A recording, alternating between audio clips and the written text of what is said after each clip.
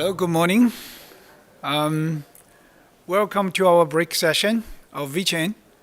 It's very glad to be in San Francisco.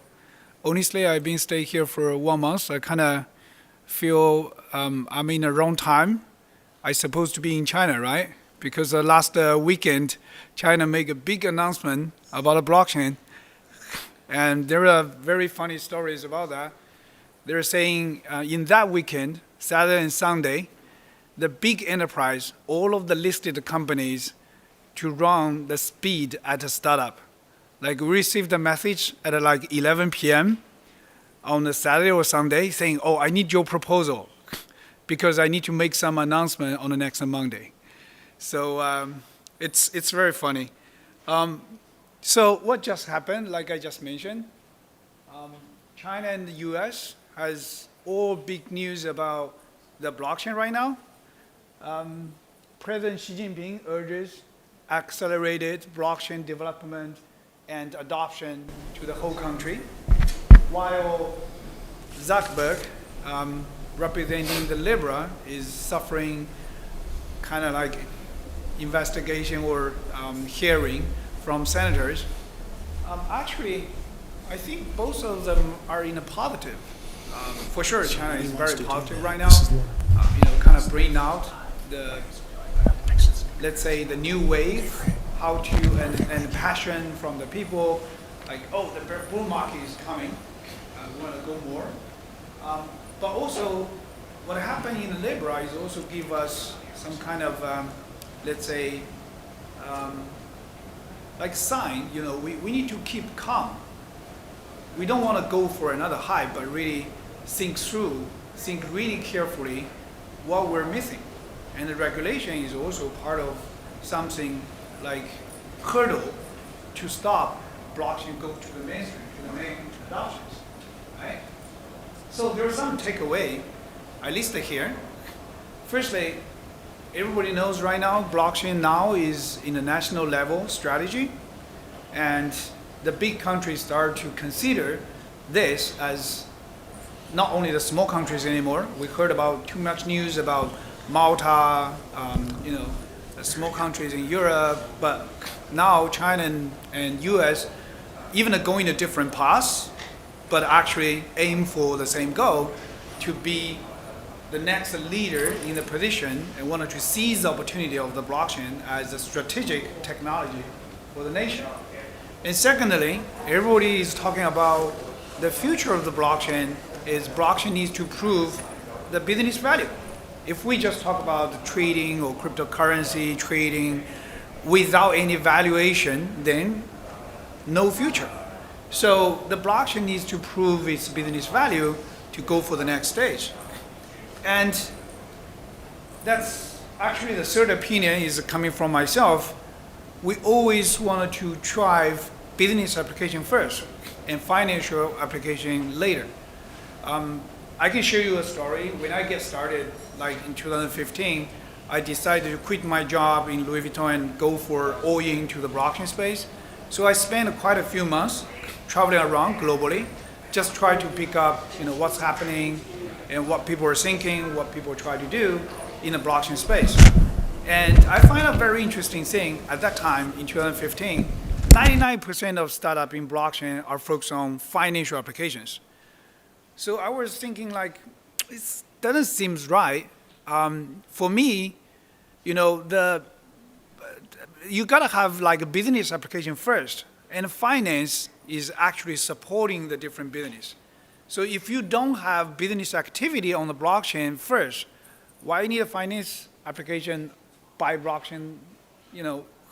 It's kind of like, for sure, it's creating the hype, creating the bubble, because they don't have the real business to support by this kind of technology. So we have been focused on this part, like really using the business application, or focus on business application building first, and later on, then we talk about financial applications. And for sure, as a summary, blockchain is on the way to the mass adoption, not because China says so. For sure, when China says so, we're talking about 1.3, 1.4 billion population in that country. And the mass adoption will be, accelerated by this announcement for sure. But also, I'm sure more countries will catch up, and the real target for the blockchain should be mass adoptions. We have been talking for years. And last but not least, very importantly, who can drive the mass adoption? Who can drive the technology to the real application, to the real business, and really change the world, change people's life?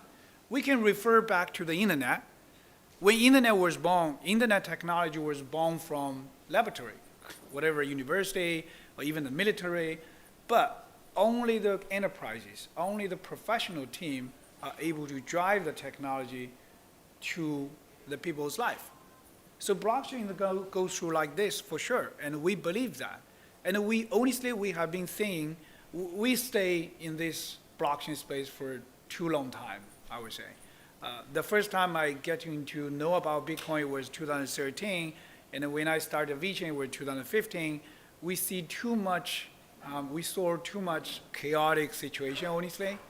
Lots of bad guys playing the bad stuff, scams run away, all of the bad things. So we need the professional team, we need the enterprise to drive this. Meaning also, we need a regulation.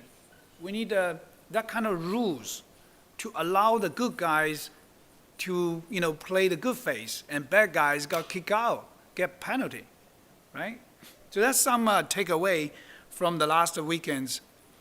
And we have been thinking this for years, and honestly, this is a map to show how blockchain drives and how blockchain goes through the different stages. And we are right in a very key moment right now.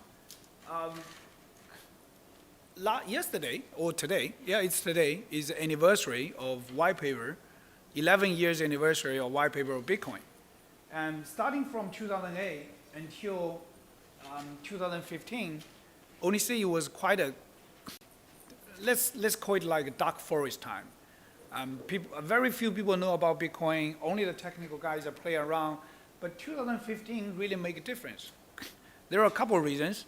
Firstly, in The Economist, the magazine, The Economist, published an article, it's called "The Blockchain is a Trust Machine." In October of 2015, it really creates, it really creates the big wave to the mainstream.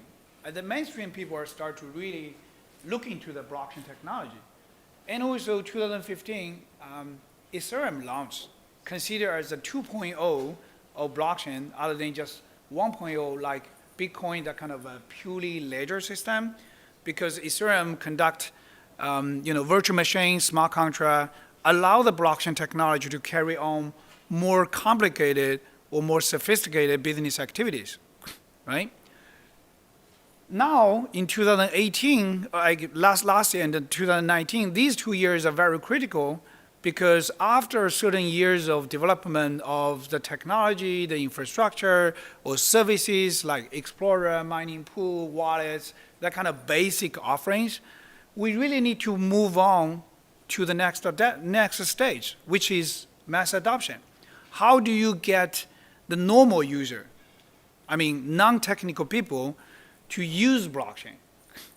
Like, you cannot count on, for example, my mom couldn't remember like private keys, right? She couldn't like back up several, paper or whatever for her private keys. How could she become a blockchain user? With the, in the current stage, in the current situation, the UI, UX, whatever, for the blockchain applications, it's very hard. So we need to conquer that, so we are able to move on to the next stage for the mass adoptions. I'm going to show something to you. What is the real mass adoptions? Exactly describe the similar level age of, of my mom, that kind of people, are using blockchain in the real life. And you don't have to understand how blockchain works. Eventually, blockchain is an invisible technology. It's like you're using email every day, but you don't care how SMTP works, how TCP/IP works, which is fundamental to an email application. So blockchain is going to be the same. And going further, let's say we predicted 2022 and even beyond, there will be more application, more business model even, like new business model coming from using the technology and going further. So what is a fundamental, what is like basic mindset about that? Actually, it's very simple. We still can refer to the internet. What internet company do? Actually, internet company, all of the internet companies, they just try to, first step is bring more people to the internet, start to use the internet, and then there are much more data on the internet. They just maximize the value of the data on the internet, right? Whatever Facebook, Amazon, Alibaba, Tencent, they're doing exactly the same thing, well, in the different forms, but actually fundamentally it's the same. So what we try to do, I want to share the secret with every one of you, is we try to maximize the value of data on the blockchain.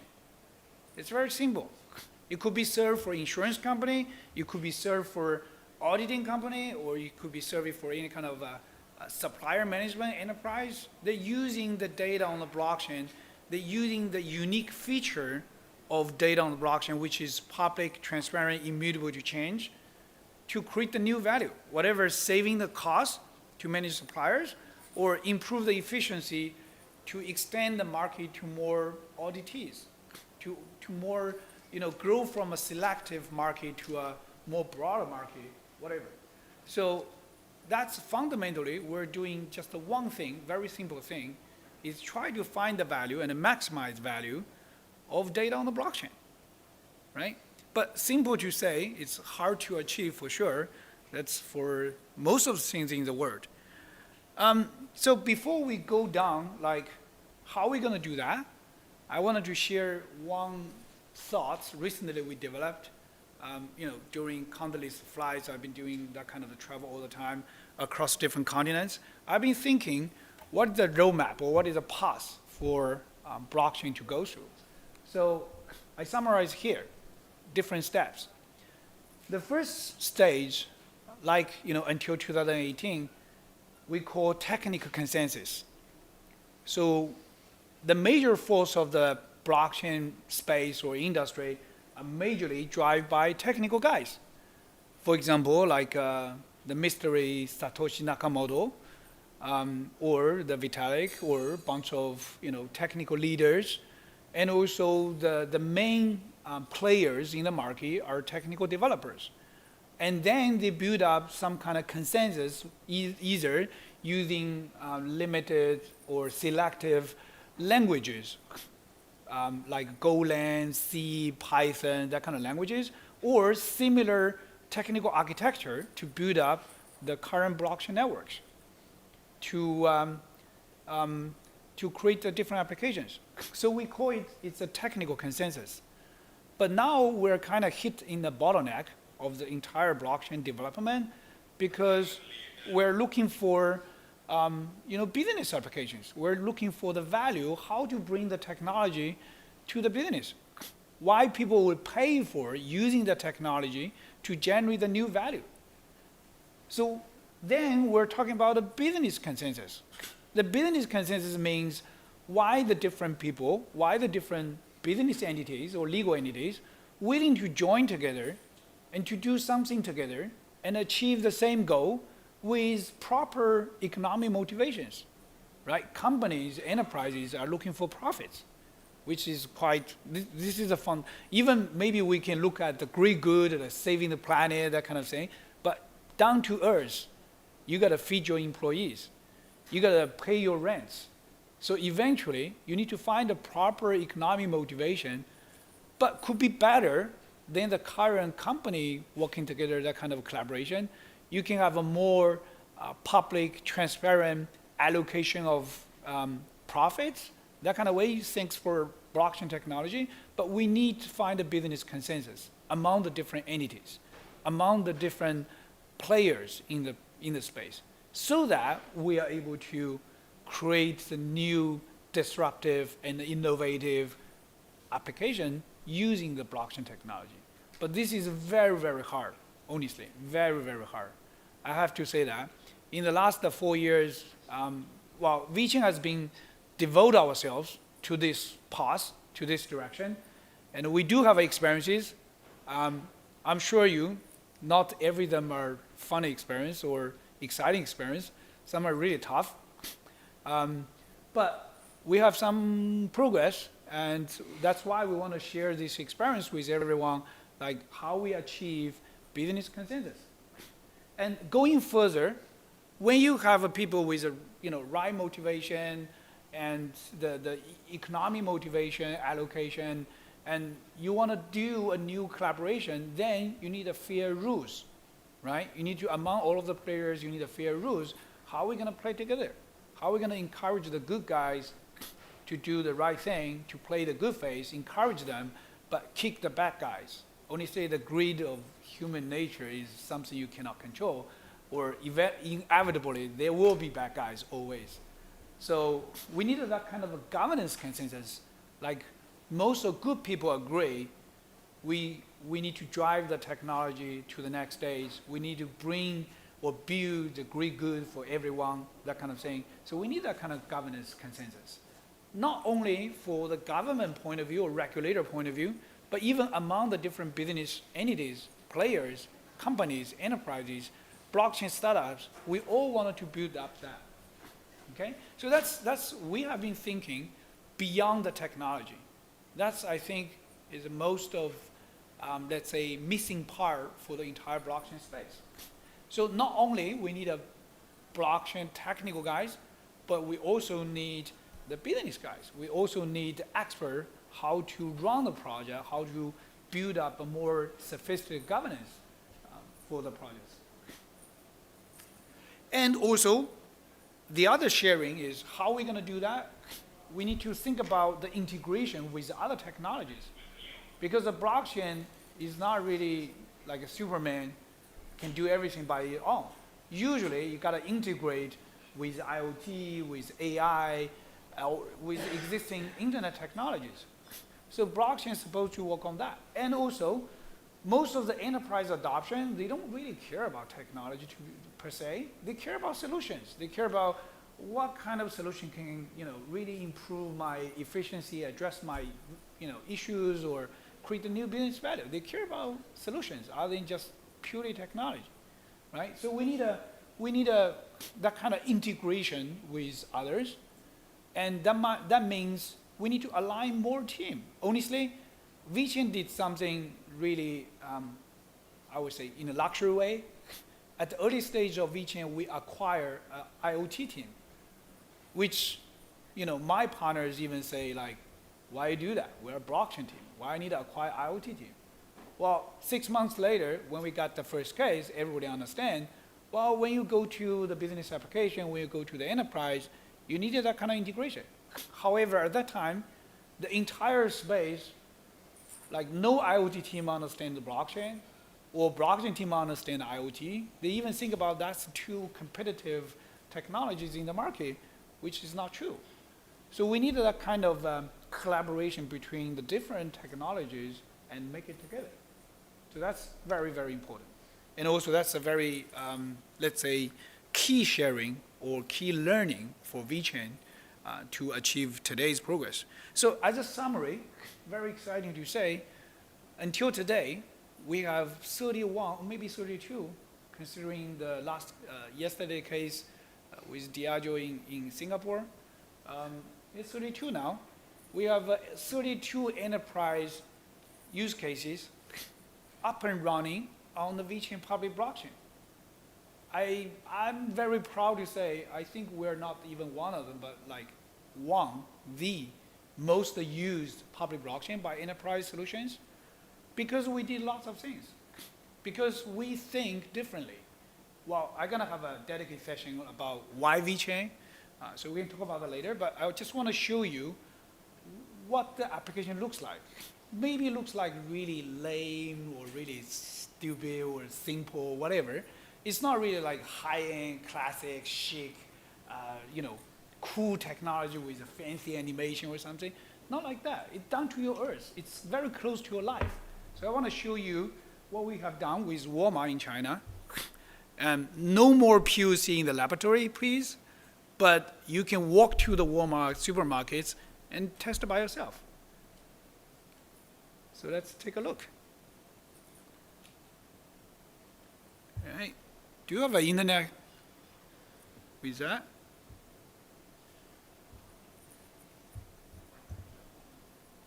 Let me see. Ah.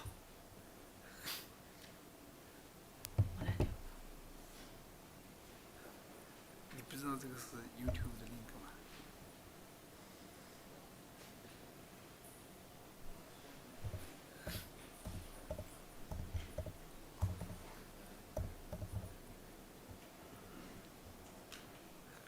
Sorry, that's another place we're talking about the professional. We need to improve, right? Before the presentation, we need to rehearsal. We need to make sure it's running well. Don't worry, Yvette. I'm going to have a different talk with you. So let's see. All right.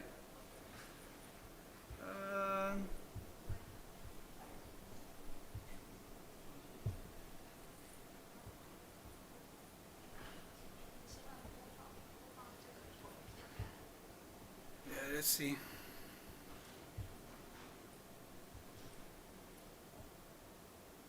All right.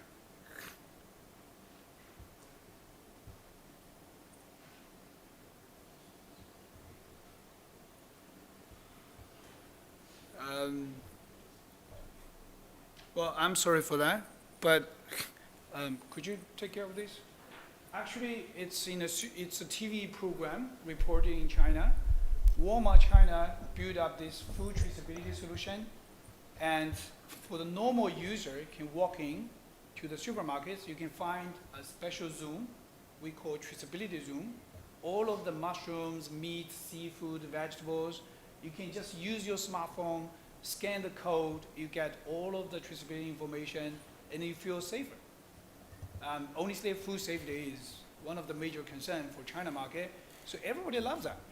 Even, like I said, the people with like my mom's age, 60, 65, they don't understand what blockchain is, but they use smartphone. And they can scan it and find, oh, I know this mushroom is coming from that province and takes like 40 hours until I buy, and with different temperature, that kind of thing. They will honestly, maybe they don't understand what does it mean, but they kind of get the conclusion, this is, I feel safe.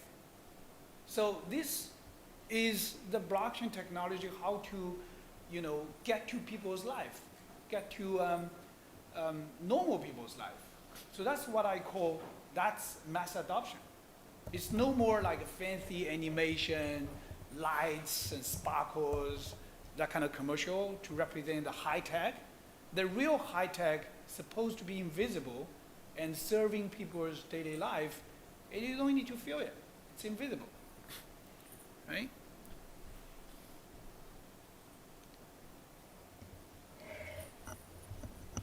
Okay. All right. Maybe later after that you can Google, you go to the YouTube and see the video, but really it's not really professional. We should improve. So why Vechain? Firstly, it's about a mindset. Vechain has a different mindset as just a pure technical blockchain team. Let's say we aiming for the real user volume, no more just. If we look at the Bitcoin or Ethereum, we're talking about 500,000 users, 500,000 addresses, like that. There is a number to say, oh, Bitcoin may be used by 40 million people around the world, considering the users from exchange as well.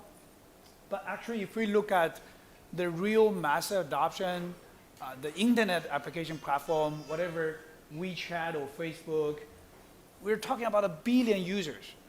That's why when Libra started, it really created a big noise because we're talking about 2.3 or 2.7 billion users, maybe access, maybe using the technology.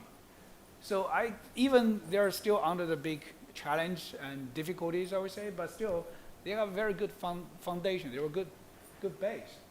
So what Vechain wanted to do, honestly, I really want to show the video about the Walmart case, but that's something really we wanted to go for. We're aiming for that. And also,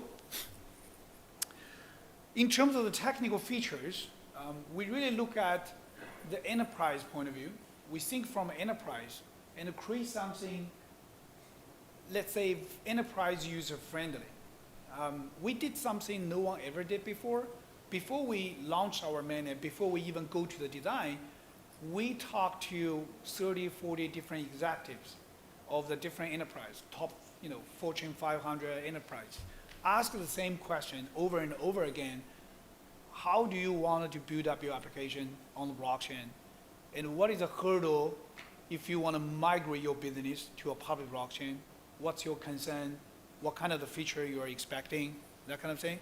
And as a summary, not only about the governance model, economic model, consensus, but also technical integration. We talk about how to integrate with IoT AI, but also some key features and tools like fee delegation. Vechain was the first one to launch that.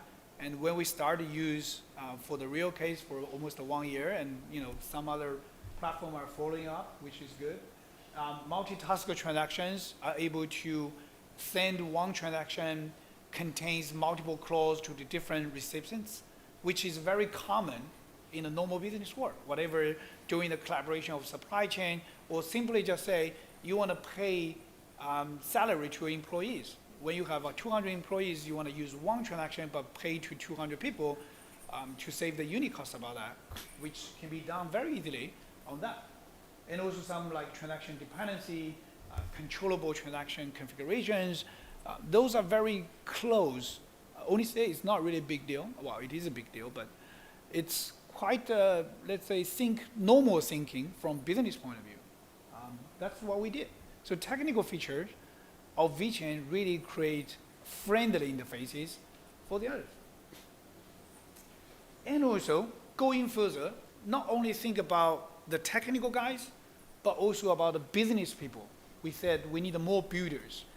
We need not only the technical team, because right now we are in the business consensus stage, we need more business people. So we wanted to provide a tool, allow the non-technical people also can be the builder to build the business applications on the Vechain blockchain. That's the toolchain. It's a one-stop service to allow the different users, even the small business enterprise, they can go through the format, sharing our experiences, take advantage of our experiences to do the different case with, multiple different enterprises in the past 3-4 years, and go to blockchain very easily. Like Mr. Sabotage from Singapore, Fujiti from Japan, and bunch of, and also my story from DMVG. We're all coming from these parts. And they use this tool for enterprise blockchain adoption very easily. It's kind of like, in short, it's kind of like AWS for enterprise business applications.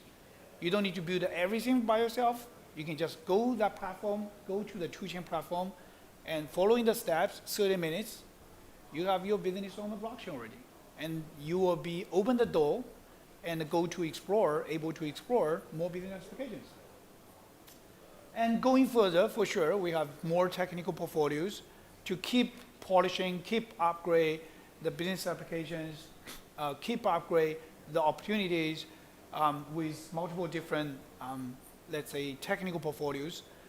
For sure, we're not going to stop there. We're going to go further to keep building the new tools, new services. So I'm telling the jokes to my team, like, we want to be the jeans maker for everybody in the world, because you can wear jeans to be stylish, to be fashion, to do the labor work, to run even.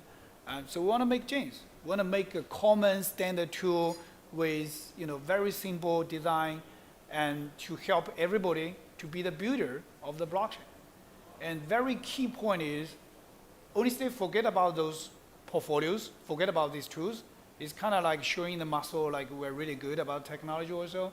But in the end, we want to help everybody to use this, to use the toolchain as a very simple tool. Yesterday, I had a meeting with someone in San Francisco. When I order coffee, they bring me so many options. I was like, I don't care. Just bring me a coffee. Then ask what kind of beans, what kind of size, what kind of flavor. I say, I don't want. I just want a coffee. I just want to keep awake, right? So sometimes enterprise need a very standard and a common tool they can get started. Because every enterprise, they will have different customization requirements or needs, but they need to get something very easy and standard to get started, and then they can explore. So that's why, we bring this tool for that. And as a summary, we have not only the enterprise application, but also the startup as well, to do the different application on the Vechain blockchain. I'm gonna go through that. So in summary, why Vechain?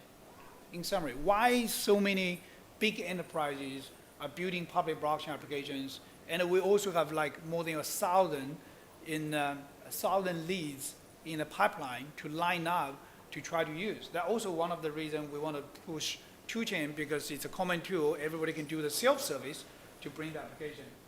So in summary, we do have the proven case to show we have a capability. And also we not only about the technical team, but also we have a business development team.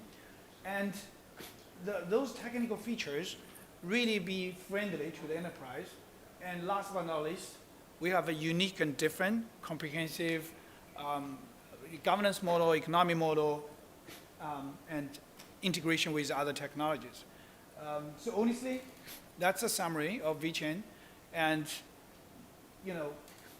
I hope we will have more builders come to Vechain blockchain to build more applications. So join us, be part of the journey.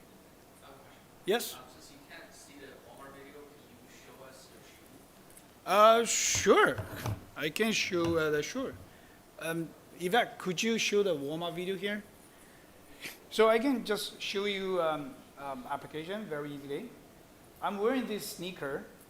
It's actually done by Mr. Sabotage, a customer designer from Singapore. There is a chipset in my sneakers. And I just use my smartphone to scan it, and I get all of the traceability information. So you can hear the beeps. And when you read about chips, you show the basic information. First they do the blockchain verification, and then they show I think my network is not running well here.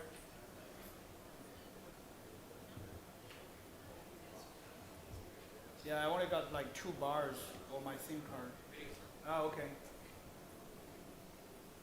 And also, you got pop-up of the basic information. Suppose a picture to show up, the network is really slow. If we go to the more information, you can see more pictures, digital video contents. It's kind of like create a new portal for those brands to talk to the customer. Like let your product be your sales. No more just sales guy in the store. So for example, you can go to the website if you really like it.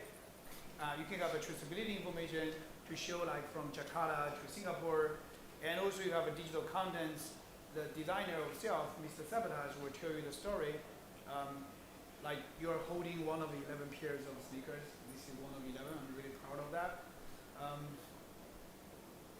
And also more information about the product itself. So yeah, let's see the Walmart case. I'm sorry it's in Chinese, but it's real. I mean, you go to the TV program. So mushroom, vegetables, meats, and seafood. You just use WeChat. You can use any kind of QR code scanner.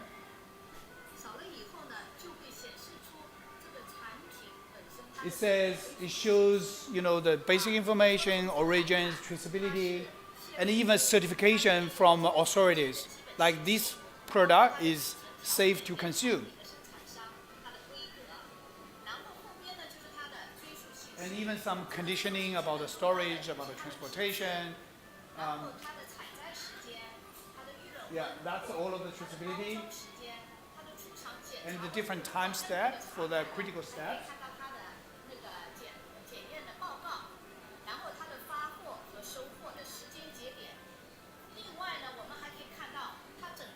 And different critical steps during the transportation. In the past. And right here, see the V? That's Vechain. So actually, the lady just explained in the Chinese. She said, "Oh, blockchain is very important." I'm sure she doesn't understand, but she said blockchain is very important because of blockchain. We can make sure it's real and it's like the data is really authentic. That's what she said. That's what normal people needs to know, and that's the enterprise can bring the technology to the mass adoption. All right. Yeah, that's another one. We got a mini. So thank you very much, guys. Thank you.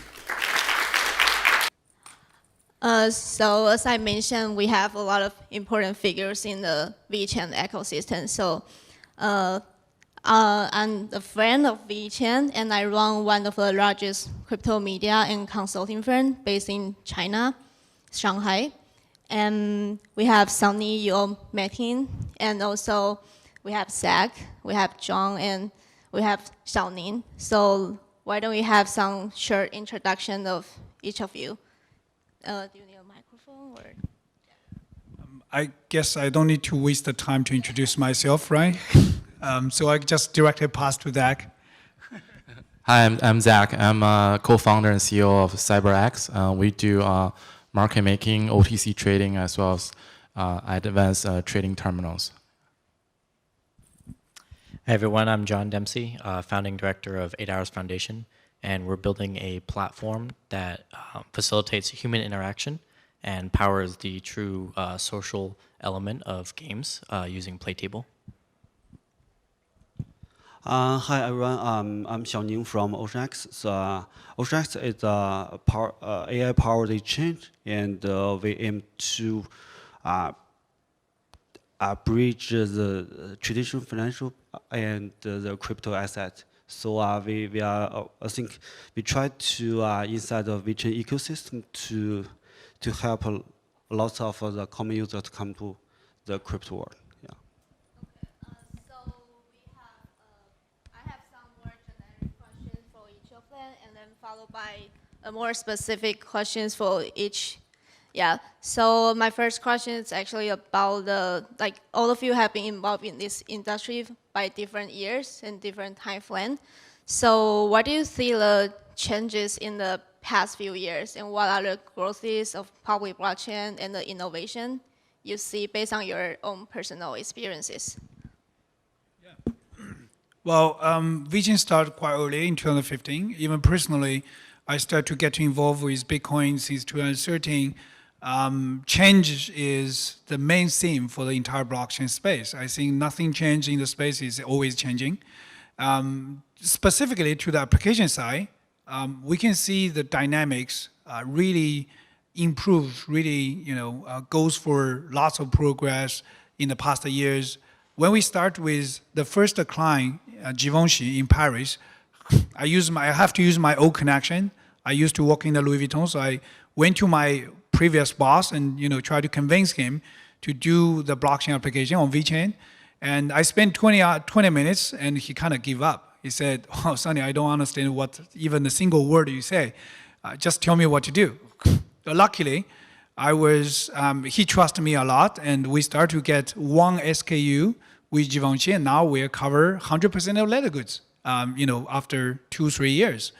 But nowadays, it's totally different. We can have lineup of possible leads from the different enterprises across the whole world is coming for either ask for experiences, ask for opportunities. So we're kind of facing the real new challenge is how to answer them all, how to bring the new tool, new platform, standard service, professional service to answer them all. So that becomes a new challenge. But the market is really dynamic right now, and especially last weekend when the China started to have a big announcement, like I said in the beginning, those larger enterprises are running at a startup speed, and no one sleep even after 11 p.m. of Saturday and asking for a proposal, right? So I think it's good. It's quite positive sign for every blockchain pioneers, players, And that's a new era for everybody to go to the next stage for mass adoptions. From my experience, because I'm more from trading side, so I think personally, I got into blockchain trading like 2-3 years ago, and I used to work at investment bank at UBS. So for this whole 3 years, I do see a lot of actually my past colleague from hedge fund, from investment bank side that they start joining the blockchain movement. They start looking to this asset, how does it trade, and get more interested. So I definitely see a lot of more interest in this space. And from a public chain standpoint, I think chains such as Vechain, it's gave a really good foundation for the newer projects. So I think the newer application project, they don't have to focus on the infrastructure anymore. I think they are more focusing on their application itself, and so they can spend more time on that instead of doing the base stuff. And then it's easier for them to actually to get listed on the market, start secondary trading, as well as doing their own projects. So I think definitely I see it's having something like a Vechain as a basis, it's really good for them. Yeah, over the past 2 years, I think definitely I've seen so many different ideas for blockchain applications, use cases. More and more people and businesses are interested in it and saying, oh, what can that blockchain actually do for my business if everyone's talking about it? And I think over time, we've seen a few specific patterns emerge, like things that are kind of obvious if you've been in the industry for a long time, but like we know that users need an easier way to access their cryptocurrency than a 12-word phrase and secret key that you lose and then you lose everything forever. We need apps for people to use and play and understand that's going to make sense to you if you don't care about the technology. And I think that we've seen a lot of different ideas and approaches of the supportive infrastructure around this. A lot of different ways to build exchanges, a lot of different technologies for blockchain, delegated proof of stake, proof of work, and so on. And we kind of know how to build the infrastructure, but we're definitely in that business consensus phase, I think. Actually, I joined the industry from 2013 and start from mining. So I think I built a kind of OG of crypto. I do the first mining farm in China with Jihan Wu, the founder of Bitmain. There's a lot of gossip now. And after that, Vtho, our team, we built the first ATM in China, and we make operation of ATM in Japan. In 2017, we got the first. I think we are the first branch of the license exchange in Japan. So we got one of 16 exchange license in Japan. So actually, during the past 6 years, so I do the mining. We design some chips for ASIC, and I invest in some tokens, some ICO, some private sales, and until I think 2017, I met. Actually, I know Sunny for more than 4 or 5 years, but in the early stage, most of the people inside of this industry, they are focused on the mining because that's the most money-making business, and the exchange also there. But now we see lots of applications now, and the people try to focus on compliance. I think 2 years before, no one cared about compliance. Yeah, they use a lot of ways to open exchange. They just trading maybe is the most part of blockchain. But now, last week, President Xi just say, "Oh, we need to focus on the application." So I think in the coming months or maybe coming weeks, more and more staff will focus on compliance and to help the people to use blockchain technology with no knowledge of blockchain. Just it's kind of like you use the internet, but you do not need to know the TCP IP protocol. Yeah. So I think we will just focus on compliance, transparency, and to help the people to use blockchain technology.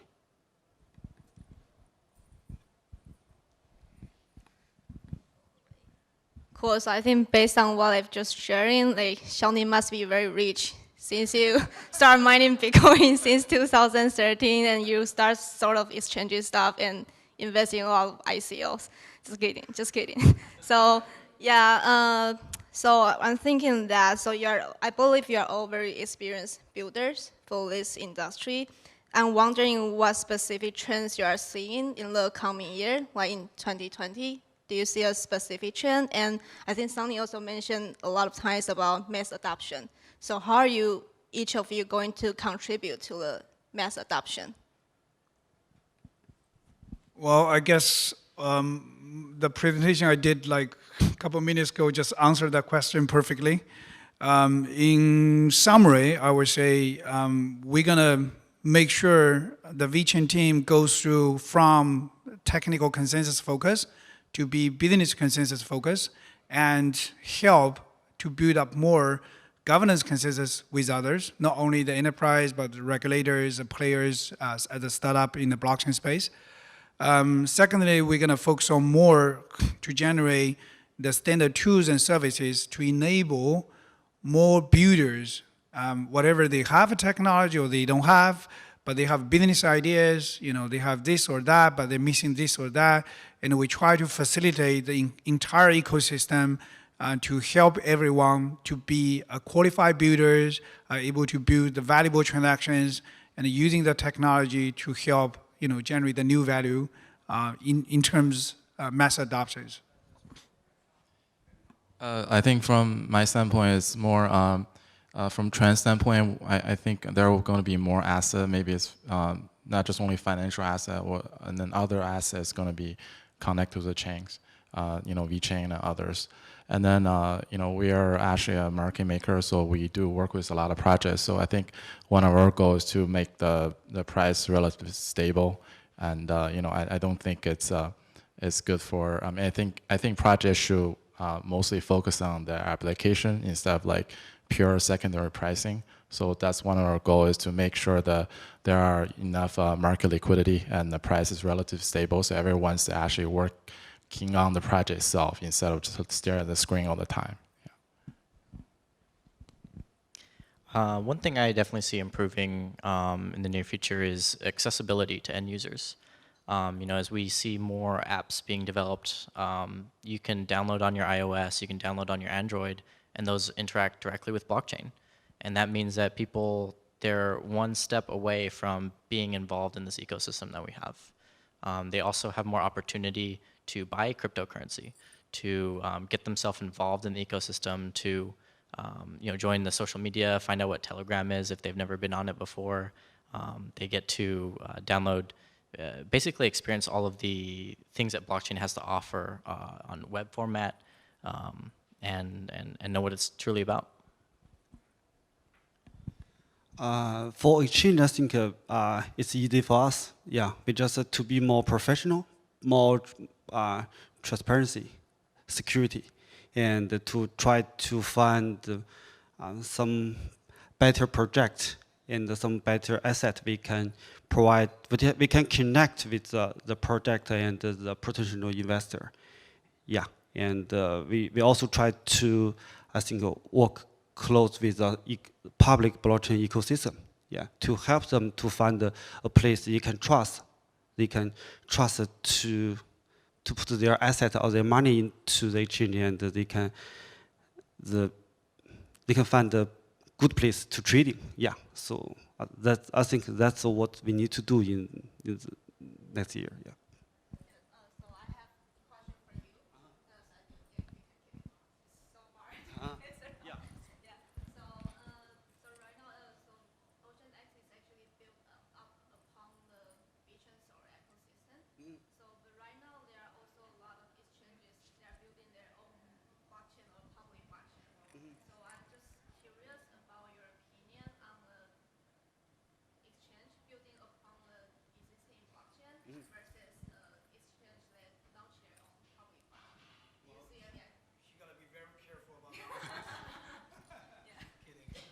Yeah, I think I think 2 years before I think just 1 year before I talked to Sunny and also talked to Jackson about how a blockchain ecosystem to work.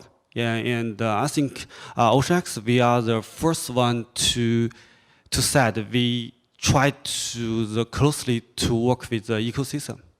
So I think also we start from the part of, we still part of Vechain ecosystem because I'm also the advisor of Vechain, and my work is to help the tokens to be listed on exchange from 2017. And a lot of projects, they face a problem. They are hard to be listed. Yeah. And I think we have tried to close with the public blockchain because the chain is not as easy as the users think. It's quite hard to make the ecosystem better and better. So I think Binance, Huobi, they also to list their public blockchain because for them it's more easy to list the asset. Maybe their major purpose is to list more and more assets to the blockchain. But I think the public blockchain is not just you list the asset. You need to find more and more, I think, valuable project come in, and then you can list it. So, in my opinion, we just focus on to make a compliance and a professional trading platform to work with different great public blockchain. That's fine. So, but maybe in the later we also plan to do some DEX, but we need to find a solution to do that. That's a different story, I think. But for now, we just focus on to make the exchange better and better because, exchange, I think, it's the most difficult part inside of this industry. The security is quite important, and we need to take care of everything. So we work close with the Vechain, we work close with Starbucks, and also we work close with such as Playtable, the great product. Yeah. So that's my opinion. We need just to focus on one point. Yeah. So my next question is for Sunny. So I think all of us also the mapping and the landscape of Vechain ecosystem. So I'm wondering, right now there are a lot of large corporates and some startups in between. How do they find synergies with one another? How do they support the whole ecosystem to make it grow bigger and larger? Well, I think that's the best part about the Vechain. The Vechain is focused on like enterprise level platform, not only for big enterprises, but also for small business, but also for startups. And because we have so many business opportunities out there and also the partners out there, it's very easy to do a synergy. I can give you a couple examples. There is a startup, it's called Norway in a Box. They actually provide a salmon fish, very fresh salmon fish from Norway to China market. So when they try to go to the China market and they choose to bring, let's say they choose to build up the blockchain application on Vechain blockchain, right? And we are able to easily to synergy with DMVGL to based on the data they provide, the traceability they provide, and secure by blockchain to generate the business assurance. And also the PICC as an insurance company, they are very easy to join as well because we're in the same ecosystem. They just wait a moment. You have a data, you have a third-party digital assurance services. I can create a micro insurance based on every box of salmon fish. So this kind of opportunity can really, like a multiple effects, multiple value, find a new value out of the synergy, whatever you are big enterprise and small business. And also, we were talking about the Playtable. I've been talking to John several times. It's a gaming station, but it could be an educational gaming station. And honestly, I don't know for the others, but at least for China market, it's a huge, massive market. Parents have spent a huge amount of money to try to encourage the kids to not only learn, but learn with fun, so they are able to motivate and to learn more, right? So that kind of business opportunities, geographically, business collaboratively, we can have much more. I think we are the most opportunities or synergy opportunities in the world in terms of blockchain ecosystem. So speaking of the play table and the 8 Hours Foundation, I heard that the utility token is getting popular. There are a lot of inquiries about you guys. So wondering that right now, Vechain also have his own exchanges and also several other exchanges outside or within the ecosystem. So what value do you see from our exchanges when you are choosing one to start with or to work with? Yeah, I think when it comes to finding the right exchange and the right fit for a platform, I think you have to think about the community and the kind of communities that's forged around Playtable, around 8 Hours, and the people that's been giving us inquiries like, oh, these apps, how do I play it? How do I get ERTs? How do I play the apps to use the ERTs? Where can I buy it? I think that finding the right culture fit is important. People who believe that play is healthy, that we should encourage as much interaction with each other as possible. And I think just expanding overall like this mission of mass adoption of blockchain, making sure that end users have just as much accessibility and opportunity to get involved with blockchain as anyone else.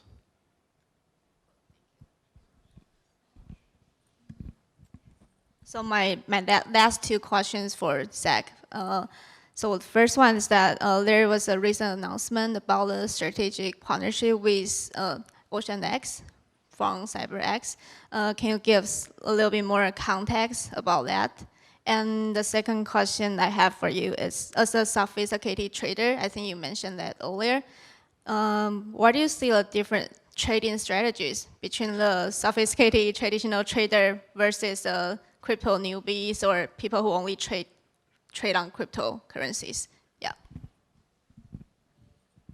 Maybe I'll answer the second question first. I think that some of the key differences is like for crypto world is 24/7 trading versus equity is not, right? And then it's definitely more volatile, less liquidity. There's no central regulators. So from that, all this aspect make it, as someone trading this market, you need to be more diligent. You have to look at your risk management system, and as well as because there's a low liquidity, so you have to be aware of market impact. I.e., if you buy or sell anything, it's gonna affect the price. I think that's part of the reason actually we're leading to the second question that we're partnered up with in OceanX, where we develop a set of trading software, which is basically try to minimize that market impact. So that system, because we're coming from traditional world where there are actually a lot of professional tools out there, but when we come over here into the crypto world, we see there are actually less of those kind of really professional trading tools. So for instance, if you want to buy, sell Bitcoin or Vtho or what, hopefully mostly buy, then if you want to do a big chunk, you actually gonna move the market because you move the market price. So a lot of time from the traditional world, what we do is actually we make a orders that's like through like a trading terminal. Then you can put an order that's automatically at the mid price of the market or at maybe just below the offer price. And then as market move, the terminal will automatically cancel the previous order and then put a new order. So in that way, you can buy or sell whatever coin you want at just right at the market price without affecting market too much. Because otherwise, if you do a big order, then you're just gonna move the whole market, and then you end up buying or selling at worse price than you should be. So for instance, that's the thing we offer. Our terminal it's free and it's both PC and Mac native, and then we do other stuff. For instance, we have portfolio management tools where you can see your portfolio across exchanges. And also we do monitor, because we, as a market maker, we do have a view on all the coins price. So we give a fair market value price for all the old coins. So you actually can see what's our view at fair value price of each coin through our terminals. And yeah, so we do various, like data service to our end user, hopefully, that they can make better decision on, whether they want to buy or sell. So that's, that's what we do. Yeah, I think that's all for our sessions for today. And thank you all for being here, and hope you enjoy our session and learn a lot. So I think most of us are based in China. So consider recent like Satoshi booming. I think like of you are welcome to talk to each of us to learn more about China or Vechain and the exchange ecosystem. Thank you guys. And